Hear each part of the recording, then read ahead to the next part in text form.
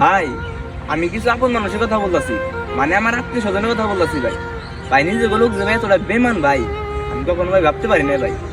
ভাই এতটা বেমান নিজে লোক ভাই, আমি কখনোই ভাবতে পারি না ভাই। ভাই আমার বিপদে ভাই আমি কাউরে পাশে পাই নাই ভাই। বন্ধু বান্ধবের কথা ভাই বাদ দিলাম ভাই, নিজে লোক যে ভাই এতটা বেমানি করবো ভাই, আমি কখনোই ভাবতে পারি নাই ভাই।